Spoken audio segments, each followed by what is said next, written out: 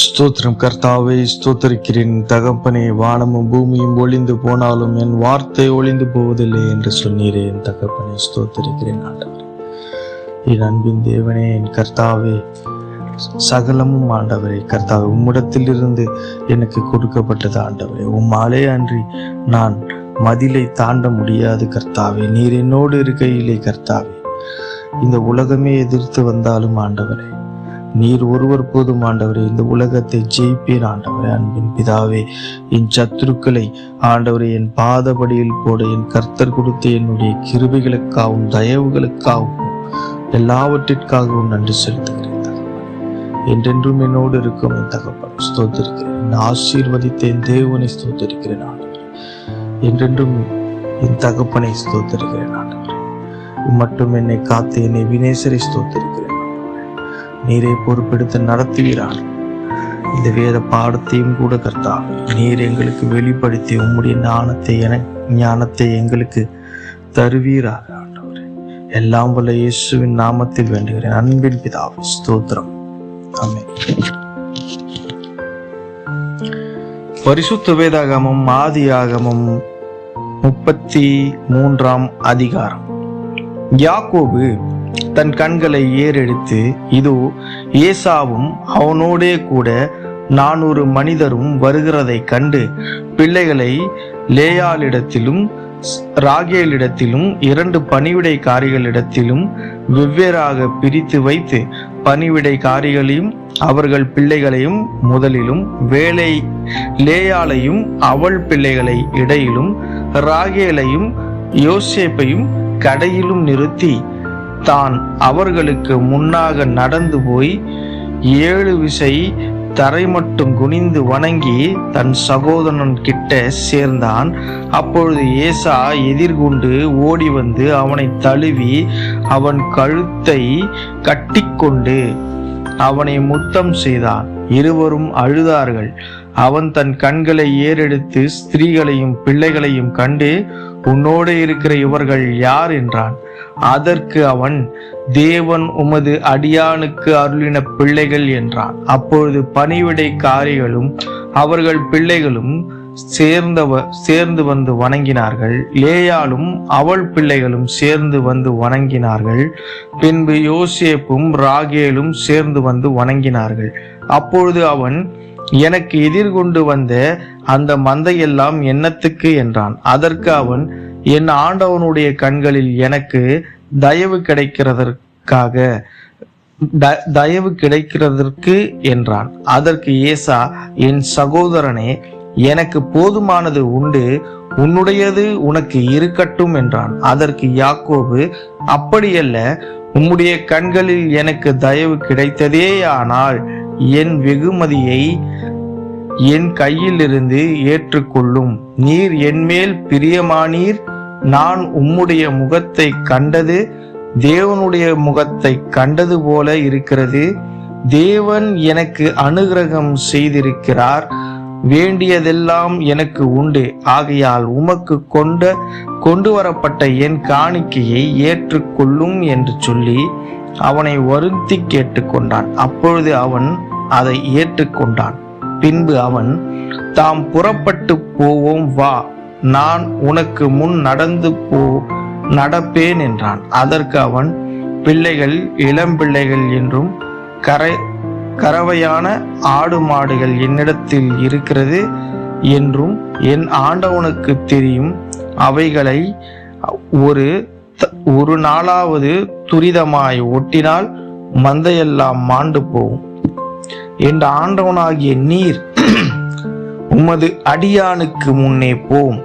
நான் சேயீருக்கு என் ஆண்டவனிடத்தில் வருமளவும் எனக்கு முன் நடக்கிற மந்தைகளில் கால்நடைக்கும் பிள்ளைகளின் கால்நடைக்கும் தக்கதாக மெதுவாய் அவைகளை நடத்தி கொண்டு வருகிறேன் என்றார். அப்பொழுது ஏசா, என்னிடத்தில் இருக்கிற ஜனங்களில் சிலரை நான் உன்னிடத்தில் நிறுத்திவிட்டு போகட்டுமா என்றான். அதற்கு அவன், அது என்னத்திற்கு? என் ஆண்டவனுடைய கண்களில் எனக்கு தயவு கிடைத்தால் மாத்திரம் போதும் என்றான். அன்றைய தினம் ஏசா திரும்பி தான் வந்த வழியே சேயீருக்கு போனான். யாக்கோபு சுக்கோத்துக்கு பிரயாணம் பண்ணி தனக்கு ஒரு வீடு கட்டி தன் மிருக ஜீவன்களுக்கு கொட்டாரங்களை போட்டான். அதனாலே அந்த ஸ்தலத்துக்கு சுக்கோத் என்று பேரிட்டான். யாக்கோபு பதான் அராமிலிருந்து வந்த பின் கானான் தேசத்தில் இருக்கிற சாலேம் என்னும் சீக்கேமுடைய பட்டணத்திற்கு அருகே சென்று பட்டணத்திற்கு எதிரே கூடாரம் போட்டான். தான் கூடாரம் போட்ட வெளியின் நிலத்தை சீக்கேம் தகப்பனாகிய ஏமோரின் புத்திரர் கையிலே 100 வெள்ளி காசுக்கு கொண்டு அங்கே ஒரு பலிபீடத்தை கட்டி அதற்கு எலோஹே இஸ்ரவேல் என்று பெயரிட்டான். எலோகே இஸ்ரவேல் என்று பெயரிட்டான். ஸ்தோத்திரம். ஆமென். இந்த 33ஆம் அதிகாரத்துல நம்ம என்ன பார்க்கிறோம்னா, யாக்கோபு தன் கண்களை ஏறெடுத்து அதோ ஏசா அவனோட 400 மனுஷரோட அவனுக்கு எதிராக வரத்தை கண்டு லேயாலையும் ராகேலையும் 2 பணிவிடைக்காரிகளையும் வெவ்வேறுவா பிரித்து என்ன பண்றான், 4 பகுதிகளை பிரிக்கிறான். முதல்ல பணிவிடைக்காரிகளையும் அவங்க பிள்ளைகளையும், 2வது இன்னொரு பணிவிடைக்காரியும் அவளுடைய பிள்ளைகளையும், 3வதா லேயாலையும் அவளுடைய பிள்ளைகளையும், கடைசியா அப்புறம் ராகேலும் அவளுடைய பிள்ளைகளும் யாக்கோபுமாக பிரிச்சுட்டு இவன் எல்லா மந்தைக்கும் முன்னால நடந்து போறான். இப்போ அவன் கண்களை ஏறெடுத்து இப்ப என்ன பண்றான், அப்பொழுதே ஏசா அவனுக்கு எதிர்கொண்டு வந்து அவனை அப்படியே கட்டி தடுவி பார்த்து, என்னதான் கோவம் இருந்தாலும் முதல் முறையா ரத்தத்தை பாக்குறான். கூட பிறந்தவனை, கூடன்னா சும்மா 1 வருஷம் 2 வருஷம் தள்ளில, 2 பேரும் ஒரே நேரத்துல பிறந்தவங்க. அவனை பார்த்தோன்னையும் இவன் அவனை கட்டி தழுவி கொண்டு அவனை முத்தம் செஞ்சு அவங்க 2 பேருமே அழுதாங்க.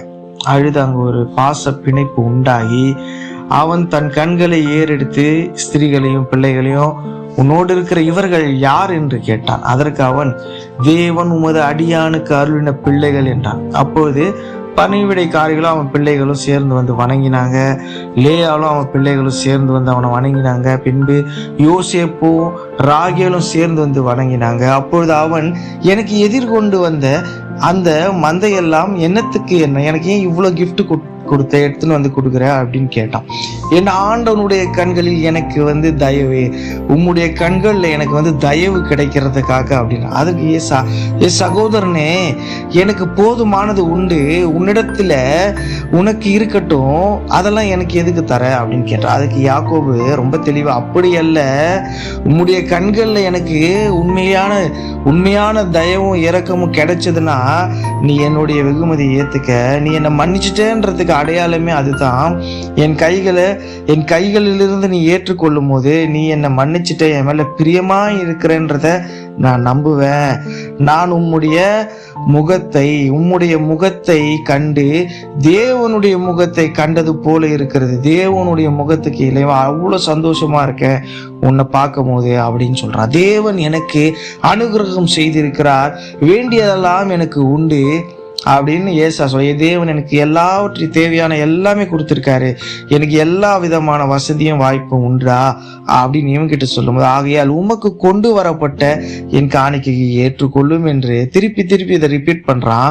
அவனை வருந்தி கேட்டு கொண்டதால, அப்போ அவன் வேற வழி இல்லாம அவன் தம்பி கேட்கறதால இவன் ஏத்துக்கிறான். அவன் கொடுத்த எல்லாவற்றையும் ஏத்துக்கிறான். பின்பு அவன், நான் புறப்பட்டு போவோம் வா, நான் உனக்கு முன் நடந்து போவேன் என்றான். அதற்கு அவன், பிள்ளைகள் இளம் பிள்ளைகள் என்றும் கறவை பால் கறக்கக்கூடிய ஆடுகளும் என்னிடத்துல இருக்கு என்றும் நான் என்னுடைய ஆண்டவனுக்கு தெரியும், இவைகள் எல்லாம் வேகமா நடக்க முடியாது, நான் இவங்களோட பொறுமையா நடந்து வருவேன், இது கொஞ்சம் லேட் ஆகும், ஒரு நாளாவது துரிதமாய் ஓட்டினால் இந்த மந்தையெல்லாம் செத்து போயிடுமே அப்படின்னு உங்களுக்கு தெரியுமே என் ஆண்டவனே, இந்த பாலைவன பகுதிகளை நான் இவ்வளவு வேகமா இவைகள் எல்லாத்தையும் நடத்த முடியாதே அப்படின்னு சொல்லும் போது ஏன்னா இவனுக்கு உள்ளுக்குள்ள ஒரு விதமான கலக்கம் இருக்கு.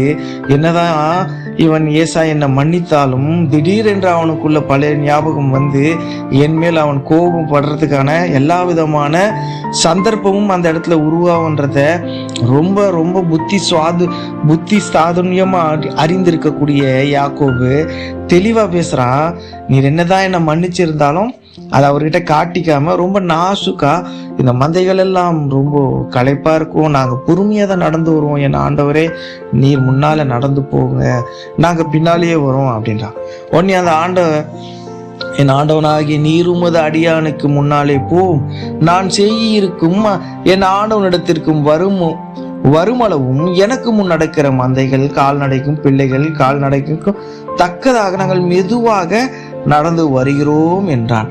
அப்ப ஏசா என்ன சொல்றான், என்னத்தில் இருக்கிற ஜனங்கள் சிலவற்றை நான் உன்னிடத்துல நான் கொடுக்குறேன், நீ நிறுத்திட்டு போட்டா அப்படின்னு கேட்கிறான். உனக்கு ஏதாவது உதவி, அவன் நல்ல எண்ணத்துல தான் கேட்கறான், என் ஜனங்கள் யாராவது உனக்கு ஹெல்ப்புக்கு வேணுமா அப்படின்னு கேட்கிறான். ஆனா அதற்கு இவன் ரொம்ப பயந்துட்டான்.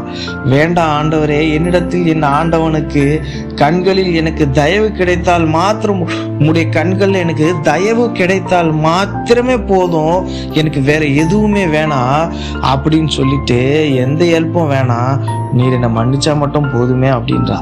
அன்றைய தினம் ஏசா திரும்பி தான் வந்த வழியே சேயிருக்கு போனான். ஏசா சரி ஓகே அவனுக்கும் புரியும், என்னதான் இருந்தாலும் நம்மளை இவனை கொல்லணுன்றதுக்காக தானே இருந்தோம், அந்த பயமும் இவனுக்கு இருக்குன்றதால சரி அவனை எந்த டிஸ்டர்பன்ஸும் பண்ண வேணாம்னு சொல்லிட்டு அவனை ரொம்ப பெருந்தன்மையா அந்த இடத்துல இருந்து அவன் சேயிருக்கு வந்த வழியே போனான். யாக்கோபு சுக்கோத்திற்கு பிரயாணம் பண்ணி தனக்கு ஒரு வீட்டை கட்டி தன் மிருக ஜீவன்களுக்கு கூடாரங்களை போட்டான். யாக்கோபு அதனாலே அந்த ஸ்தலத்திற்கு சுக்கோத் என்று பெயரிட்டான். யாக்கோபு சுக்கோத்ன்ற ஒரு இடத்துல தன் மிருக ஜீவன்கள் ஒரு வீடு, சின்ன வீடு ஒண்ணு கட்டி, தனக்கான ஒரு வீடை கட்டி அங்க ஒரு மிருக ஜீவன்களுக்கோ கூடாரங்களை போட்டு அதுல ஒரு அந்த ஸ்தலத்துக்கு சுக்கோத் என்ற ஒரு பேரை வைக்கிறான். யாக்கோப்பு பதாமராம்ல இருந்து கானான் தேசத்துக்கும் சாலேம் என்று என்னும் சீக்கேமுடைய பட்டணத்துக்கு அருகே சென்று பட்டணத்துக்கு அருகே கூடாரம் போட்டான். தான் கூடாரம் போட்ட வேலியின் நிலத்திலே யாக்கோபு என்ன பண்றா, பாதான் அராமில் இருந்து வந்த பின் கானான் தேசத்தில் இருக்கிற சாலேம் என்னும் சேகேமுடைய பட்டணத்திற்கு அருகே ஒரு பட்டணத்திலே எதிரே கூடாரம் போட்டு அங்க ஒரு பட்டணத்துக்கு எதிரே சேகேமுடைய பட்டணத்திற்கு அருகே சென்று பட்டணத்துக்கு எதிர்க்கவே ஒரு கூடாரத்தை போடுற. தான் கூடாரம் போட்ட அவ்வளோ சந்தோஷமா அந்த வெளியின் பட்டணத்தின் நிலத்துல சீக்கியம் தகப்பனாகிய ஏமோரின் புத்திரர்கள் கையில இருந்து 100 வெள்ளிக்காசுக்கு அந்த இடத்த வாங்கி அங்க ஒரு பலிபீடத்தை கட்டி அதற்கு எலோஹே இஸ்ரவேல் என்று பெயரிட்டான். இவன் பேர் தான் இஸ்ரவேலு. இவன் அந்த இடத்துக்குன்னே ஒரு பேர் வைக்கிறான், எலோஹே இஸ்ரவேல் என்று பெயரிட்டான். இப்படிதான் இஸ்ரவேல் ஜனம் விருத்தி அடைந்து அவங்க எங்கெங்கெல்லாம் கால் பதிக்கிறாங்களோ இந்நாள் வரைக்கும் அதெல்லாம் இஸ்ரவேலருடைய இடமாக மாறிக்கொண்டே வந்தது. அந்த காலகட்டத்தில் எழுதப்பட்ட இந்த அதிகாரத்துல நம்ம பார்க்கிறோம், 33ஆம் அதிகாரத்துல யாக்கோபு பிரயாணப்பட்டு தன் சகோதரனிடத்துல வரும்போது பல மந்தைகளை அவன் பரிசா கொடுத்து தன் பிள்ளைகளை அவன்கிட்ட அவன் முதல்ல மன்னிப்பு கேட்டு பிள்ளைகளுக்கும் மனைவிகளும் அவனிடத்துல ஆசீர்வாதங்களை வாங்கிக்கிட்டு அதுக்கப்புறம் அவன் கூட இருக்க வேண்டாம் நாங்க தனியா வரோம்னு அவன்கிட்ட இருந்து பிரிஞ்சு அதுக்கப்புறம் அங்க ஒரு கூடாரத்தை போட்டான். திருப்பி அங்க கடந்து இன்னொரு இடத்துல ஒரு கூடாரத்தை போடுறான். ஒரு சிட்டிக்கு ஆப்போசிட்ல அந்த இடத்துக்கு என்ன பேர் வைக்கிறான், எலோஹே இஸ்ரவேல் என்ற பேரை வைக்கிறான்.